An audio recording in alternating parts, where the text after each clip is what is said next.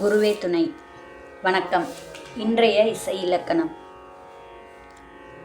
தமிழிசை மூவர்களின் வாழ்க்கை வரலாறு. முன்னுரை.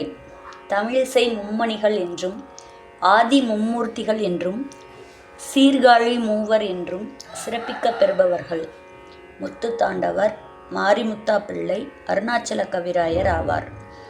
இவர்களுடன் கோபாலகிருஷ்ண பாரதி என்பவரை சேர்த்து தமிழிசை நால்வர் என்றும் அழைப்பதுண்டு. இவர்களது காலம் 17-18ஆம் நூற்றாண்டு ஆகும். முதலில் முத்துத்தாண்டவர். பிறப்பு 1525 முதல் 1625 வரை, தோராயமாக 100 வயது வரை வாழ்ந்தவர். ஊர் நாகப்பட்டினம் மாவட்டம் சீர்காழியில் பிறந்தவர். இவரது பரம்பரை இசைவேளாளர் குடும்பம் ஆகும். இவருடைய இயற்பெயர் தாண்டவன். இவருக்கு முத்திரை கிடையாது. இளமையில் குஷ்டநோயால் துன்புற்ற போது நாள் தவறாமல் இறை வழிபாடு செய்தார். இவரது குடும்பத்தினர் இவரை பகைத்து ஒதுக்கிய போதிலும் திருக்கோவிலில் வேலை செய்த ஒரு மாதின் வீட்டிற்கு தினமும் சென்று அவள் பாடும் சிவநாம கீர்த்தனைகளை கேட்டு இன்புற்று வாழ்ந்து வந்தார். ஒரு நாள் ஆலய வழிபாடு முடிந்து பசியின் கொடுமையில் ஊர்தி அறையில் படுத்து உறங்கிவிட்டார். நள்ளிரவில் விழித்தபோது கோவில் பூட்டப்பட்டிருப்பதையும் உடல் பசியாலும் பிணியாலும் வருந்துவதையும் கண்டு அம்மையப்பரின் திருவடிகளை நினைந்து வணங்கினார். அப்பொழுது தேவி கோவில் குருக்களின் 10 வயது சிறுமி தோற்றத்தில் தோன்றி இவரது பசியை போக்க வடிசில் கொடுத்தார். பசிப்பிணி நீங்கிய தாண்டவன் உடல் பிணியையும் நீக்கும்படி வேண்டினார். உடனே தில்லையம்பதி சென்று நடராஜனை இன்னிசையால் வழிபடவும் என கூற, நான் பாடும் வகையறியேன் என்று தாண்டவர் கூறினார். நீ கூத்த பெருமான் திருமுன் வழிபாடு செய்யும். அன்பர் கூட்டத்திலிருந்து எச்சொல் முதலாக வெளிப்படுகின்றதோ அச்சொல்லையே முதலாக வைத்து பாடுக என்று இறைவன் அருளினார். உடனே அவரும் நோய் நீங்கி உடல் முத்துப்போல் பிரகாசித்ததால் முத்துத்தாண்டவர் என்று மக்களால் அழைக்கப்பட்டார்.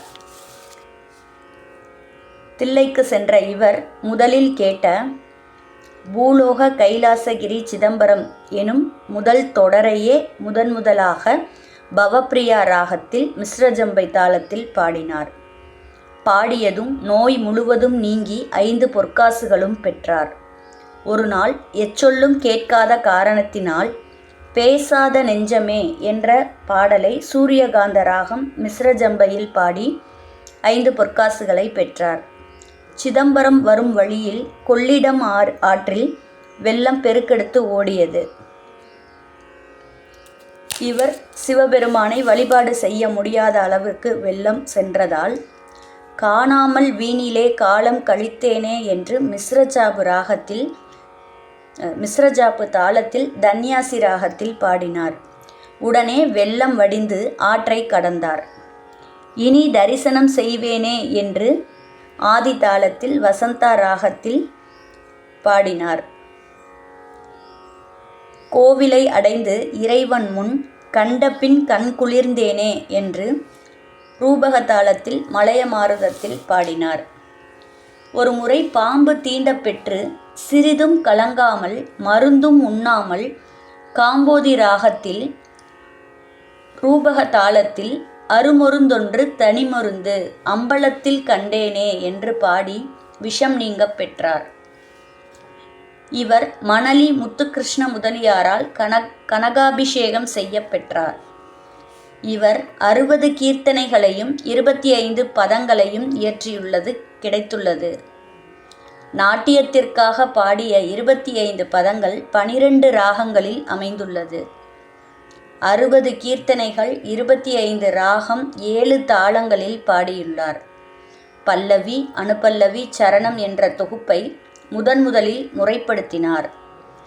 பல அதிசயங்களை பாடி நிகழ்த்திய இவர் ஆவணி திங்கள் பூச நன்னாளில் மாணிக்க வாசகரைப் போல் பேர் எனக்கு தரவல்லாயோ ஆவணித்திங்கள் பூச நன்னாளில் மாணிக்க வாசகரைப் போல் பேர் எனக்குத் தர வல்லாயோ என்ற பாடலை கோகிலப்பிரியா ராகத்தில் பாடி சிதம்பரத்தில் எழுந்த பேரொளிப் பிழம்பில் இன்புற்று ஜோதியாய் கலந்தார்.